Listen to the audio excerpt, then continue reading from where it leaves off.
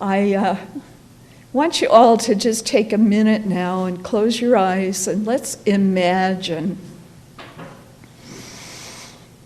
Imagine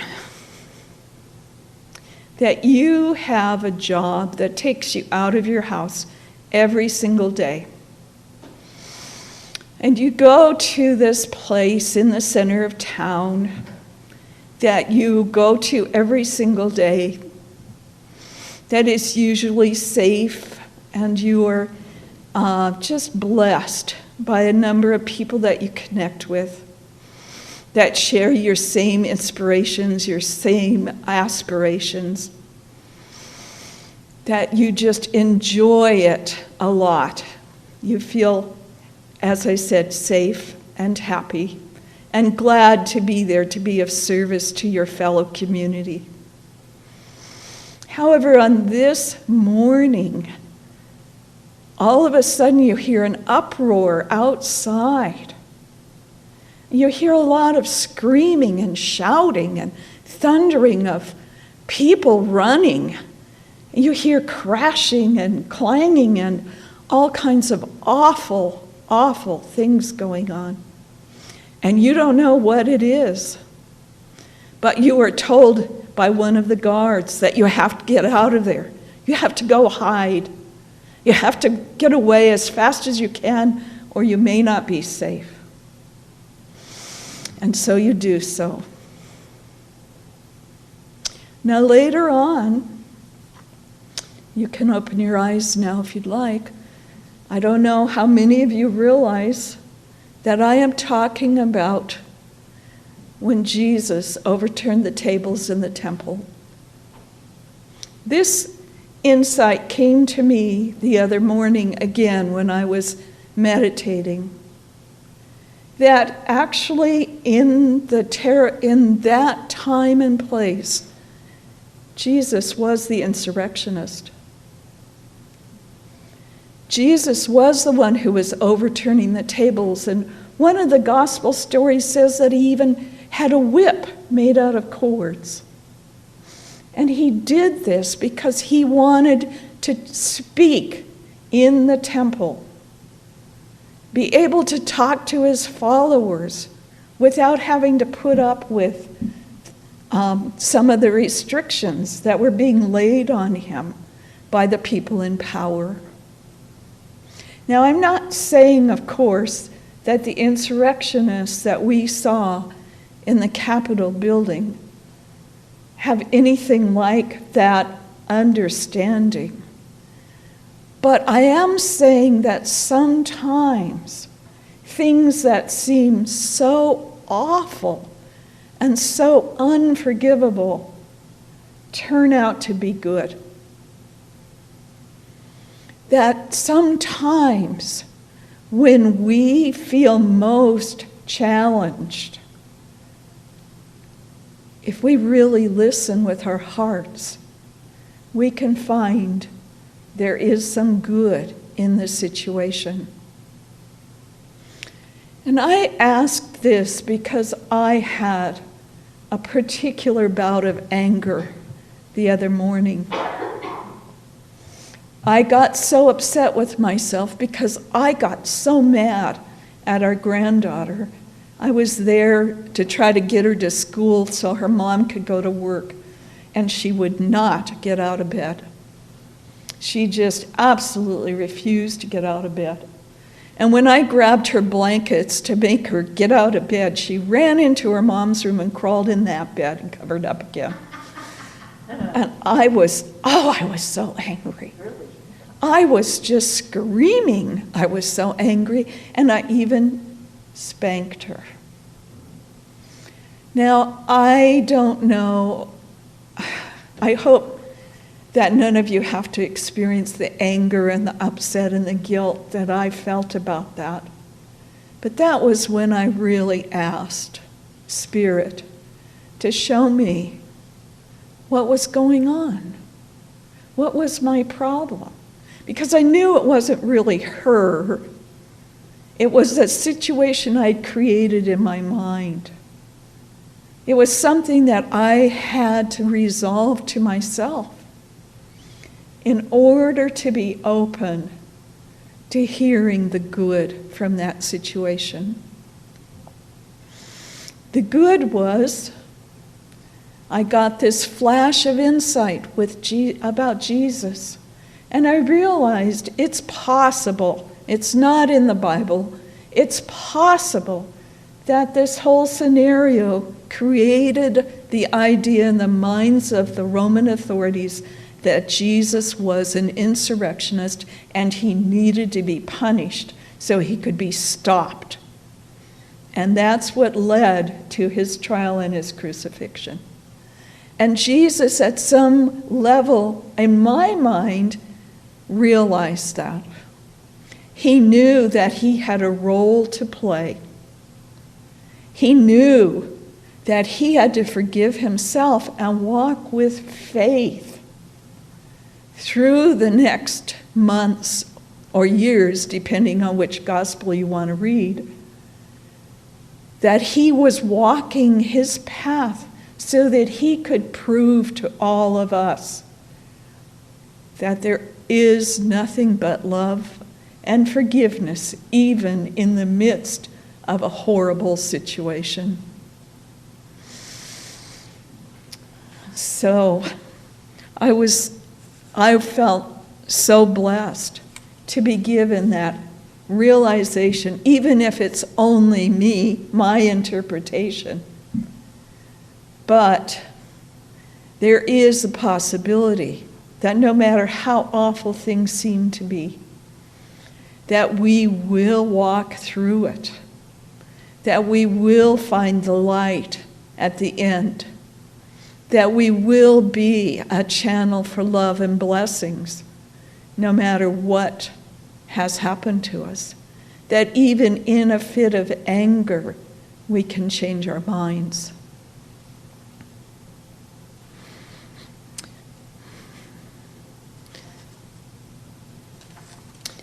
I asked myself, is it possible that this upset can be turned into something good? Charles Fillmore says, faith is the perceiving power of the mind, linked with a power to shape substance. It is spiritual assurance, the power to do the seemingly impossible. It is a force that draws to us our heart's desire, the assurance of things hoped for. And then I found a quote from Linda Martella Whitsett in her book, Divine Audacity, because I was reading about faith. And she said, "No one has more need for faith than when experiencing distressing human conditions, such as illness, loneliness, poverty, or conflict." And boy, did I identify with that when it came to conflict. I found a really great story from one of my favorite spiritual tools, Facebook. It was the story of a younger man who accidentally, for some reason, ran into one of his old teachers in a park. And he recognized him. I don't know how, if they were wearing masks. I'm assuming this happened before everybody wore masks. And he walked up to the man and he said, "Oh, Mr. Brown, I am so grateful. I'm so glad to see you. You are the man who turned my life around." And the teacher looked at him like, "Who are you?" And the boy says, "Oh, you don't remember me. Well, let me tell you about what happened." He said, "One day when I was in your class, one of the other boys, who happened to be a pretty good friend of mine, brought his new watch to class and was showing it to everybody how wonderful it was. It was a really neat watch, and I was pretty upset that I didn't have it." And he said, so the boy had to put it away in his desk, and we all started doing our studies, and then the boy had left the room and nobody was paying attention, and I went over and opened his desk and took the watch and put it in my pocket. We said after a while the boy came back and he opened his desk and his watch was gone. Well, he went up and told the teacher that his watch was gone. And the teacher said, "Oh, well, obviously somebody in this room must have taken the watch." And he says, "Whoever took the watch, please come up and give it back." Well, needless to say, nobody said anything, nobody moved, and I certainly did not give that watch back. So then the teacher said, "Okay, I want everybody to come up to the front of the class and form a circle, and I'm going to go around the outside of the circle and just check everybody's pockets." And he said, "Now I want you all, while you're standing in the circle, to close your eyes and keep them closed until I tell you it's okay." And so that's what happened. The teacher went around the circle and checked everybody's pockets, and sure enough found the watch, but continued around the circle until finally he came all the way around, and he said, "Okay, now," he says, "everybody can open your eyes. The watch has been found." And he returned it to the boy who owned it, and nothing more was ever said. Now this boy said to this teacher, he said, "You inspired me so much in that moment. You were so kind and never showed anybody who had taken the watch." He said, "You saved my reputation, my honor, and that made me decide I wanted to be a teacher like you. And so I've been teaching for 10 years, and I am so grateful to you." He says, "Why was it you never ever told anybody who had taken the watch?"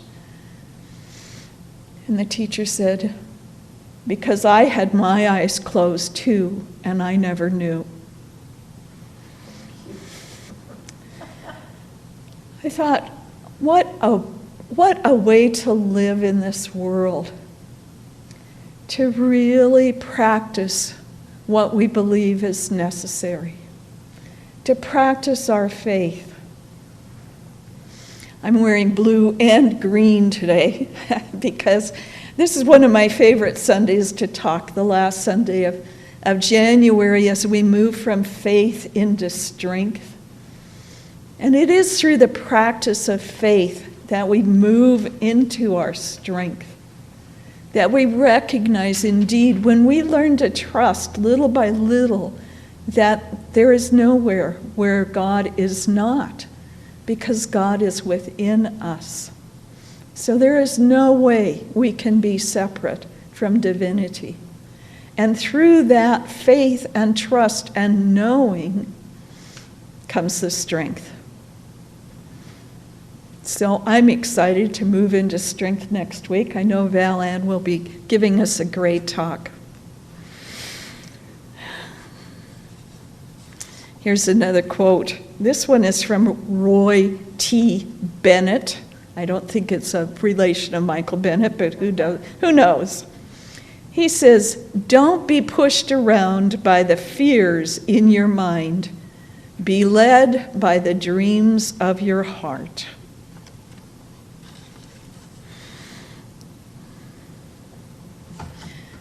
So I feel like that's what I've been doing. The dreams in my heart to maybe retire a little bit more from the things that I find the hardest to do, and retire a little bit more into just the realization that, no, I'm not ready to really retire.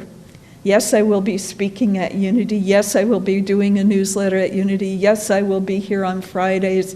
Yes, we will have our Tuesday book group and our Wednesday Course in Miracles group. It's just that I get to go home and not have to do special services in the evenings or workshops or lots of things that take way more time than I feel like I'm ready to give.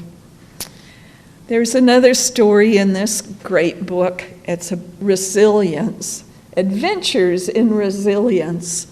And I've been thinking about doing this with our Tuesday book group, even though it's yet again 12 Powers based. This woman is Sharon Connors. She says we ignite the 12 powers in us to create a radiant life. And she tells this story about the renowned basketball coach Jim Valvano, who knew about living a life of faith. He was diagnosed with terminal cancer in his 40s, and he lived there daily for the last year and a half of his life. He gave a speech on March 4th, 1993, as he accepted the inaugural Arthur Ashe Courage and Humanitarian Award for his extraordinarily positive attitude and zest for life. That night, as he walked haltingly and with help up the stairs to the stage, the audience erupted in shouts, whistles, and thunderous applause. Tears streamed down the faces of burly athletes, touched by the courage and legacy of this man, by his passion, enthusiasm, and commitment to give his best, while bringing out the best in other people throughout his career, and even when his body was full of cancer tumors. He gave his acceptance speech with the same great passion he had always demonstrated. He said, "When people say to me, 'How do you get through life each day?' It's the same thing. To me, there are 3 things we should do every day. Number 1 is to laugh. You should laugh every day. Number 2 is to think. You should spend some time in thought every day. And number 3 is you should have your emotions move to tears, whether they be tears of happiness or joy or sorrow." He went on to say, "I urge all of you to enjoy your life, the precious moments you have, to be enthusiastic every day, and to keep your dreams alive in spite of problems, whatever you have. What I would like to be able to do is to spend whatever time I have left and give some hope and faith to others."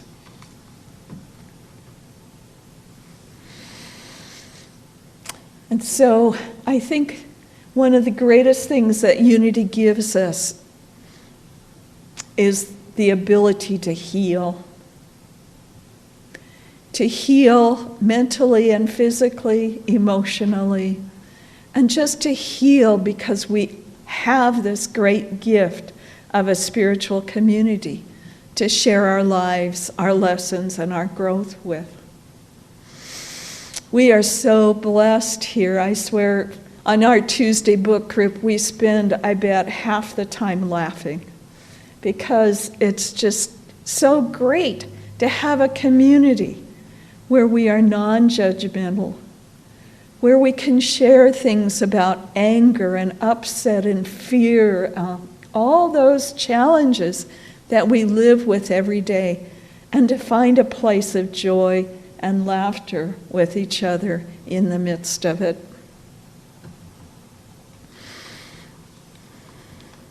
So my last story is actually from this month's Unity magazine.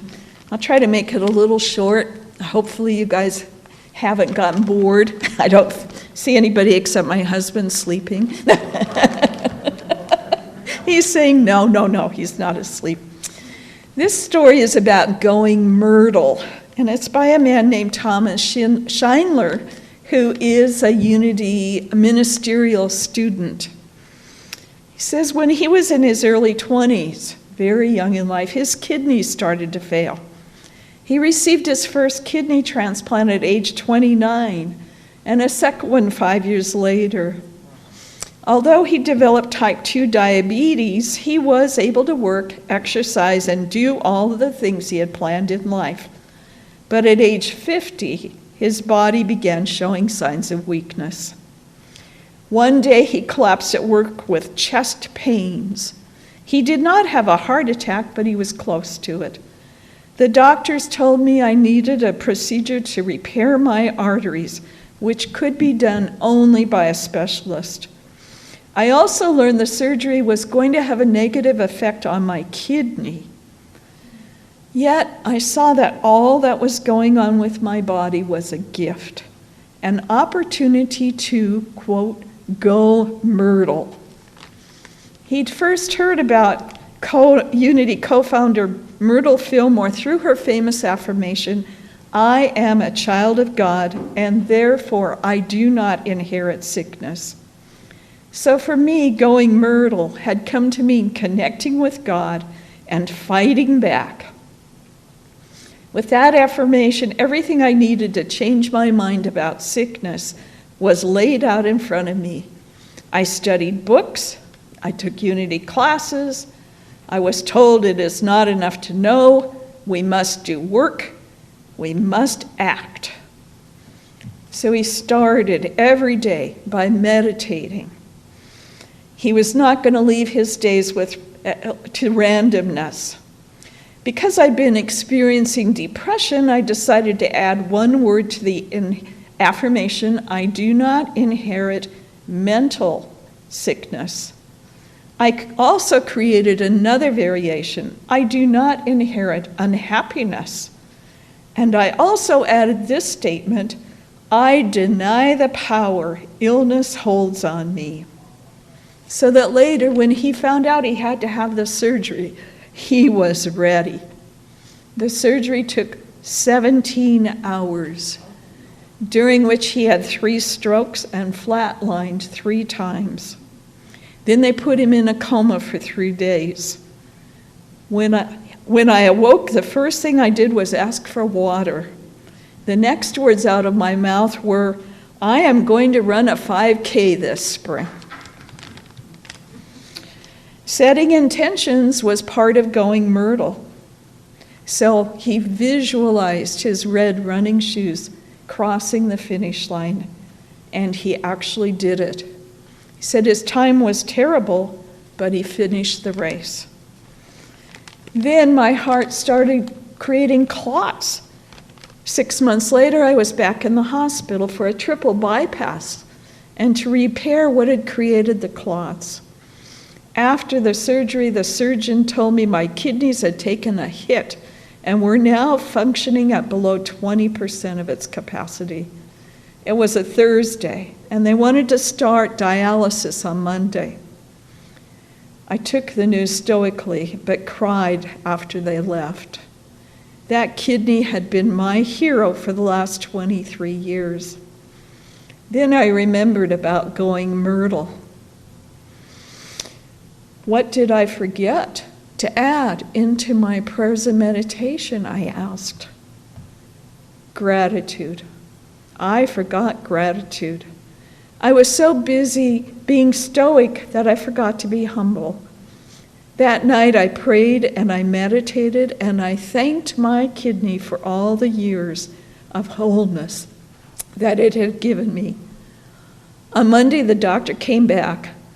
Tom, he said, I want to hold off for a day. Your kidney function has gotten a little better. Each morning, my kidney function improved. It was soon up to 50%, then 70%. And now my kidney is working better than it has at any point since I received it. Going Myrtle, as I discovered, is choosing how to react in each moment with God's faith, determination, and love. Healing follows. So I'd like to ask you now, let's spend a moment or two, a few minutes, with a little bit of a healing meditation. It may be healing of your own anger or upset or uncertainty or confusion. It may be a physical healing in your body, or it may be all of the above. But just relax a little bit and get comfortable and breathe. I like to imagine that I am breathing into my heart, that I am breathing in divine love, and that it is radiating through my body, joining with the divine love that is the truth of what I am right here, right now. I am a radiant being of light. You can visualize this light as royal blue if you want to, since that is indeed the color of faith. And so we see this royal blue light just radiating throughout, filling every cell of us completely. We need not worry about what to say or what to do or where to be, because indeed our divine presence within us directs us. Life unfolds as we are open to the flow, as we are willing to just follow in the path that has opened before us, trusting if this is not the way we are supposed to go, something better will appear. Trusting indeed that the wisdom and the power and the grace and the strength and the peace and the joy that is the truth of who we are is unfolding right here, right now. That we can indeed forgive ourselves for acts that we really know are not what we want to do and be. We can forgive ourselves for negative thinking and worry, and step forward remembering the truth of who we are. We are so grateful indeed for this wisdom, this blessing, this spiritual community that we have chosen to be a part of. And we breathe once again and release, saying thank you, thank you, thank you. All is well. Amen. Amen. As we come back to this room, to this Zoom meeting, wherever we are, we remember indeed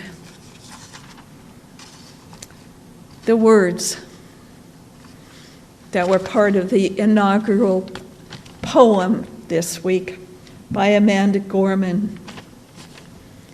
There is always light, if we're brave enough to see it, if we're brave enough to be it. And so let us together affirm our prayer of protection, remembering the light of God surrounds us, the love of God enfolds us, the power of God protects us, and the presence of God watches over us. Wherever we are, God is, and all is well.